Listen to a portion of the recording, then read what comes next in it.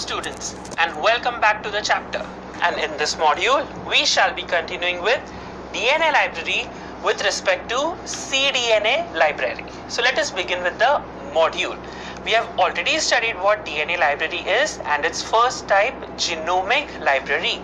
So now let us take a look at cDNA library.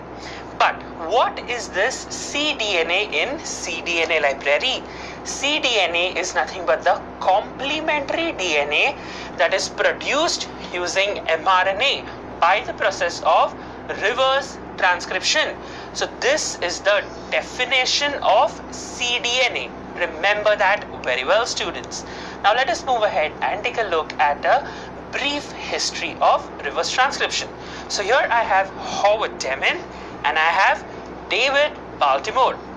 These two scientists are credited with the discovery of reverse transcription, and the process of reverse transcription is also known as Demonism after its discoverer. So these were the two scientists to give us reverse transcription or Demonism.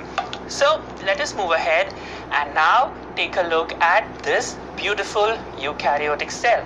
Now why are we studying the eukaryotic cell? We are studying or we are having a look at the eukaryotic cell because cDNA library is specifically constructed for eukaryotic systems. Why? In eukaryotic systems, of course, we have DNA which gives us genes, and in eukaryotic systems, the genes show coding sequences and they also show non-coding sequences. And these coding sequences are present in the mRNA, whereas the non-coding sequences get deleted from the mRNA, and hence we get an mRNA which carries only the coding sequences from the DNA. Now, let us take a look at this mRNA which has been isolated from different cells, tissues and organs at different time and phases of life cycle of the organism. Now this mRNA will undergo reverse transcription to give me a cDNA or complementary DNA. So here I have the reverse transcriptase enzyme and it gave me cDNA. So now this cDNA will be converted into the double-stranded form. So here I have the new double-stranded DNA. Now let us take this DNA and construct a cDNA library. So here we have the construction of cDNA library. So we take this cDNA, okay, we take this cDNA and here we get the DNA fragments or the cDNA fragments. And now what do? We take or we isolate vectors from a suitable microorganism.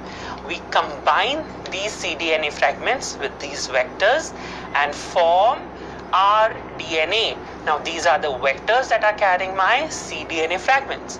Now what do?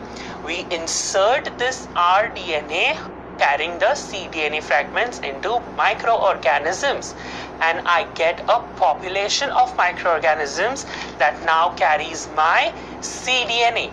Now what do? I allow these microorganisms to undergo multiplication. So now we carry out multiplication of the transformed cells. So here they are undergoing multiplication to give me copies of the cells, and all these new copies are also carrying my cDNA in the vector. Now these will be stored so that I get a cDNA library. Now cDNA library can be used for construction or for obtaining proteins or biomolecules like interferons, insulin and blood clotting factor 8.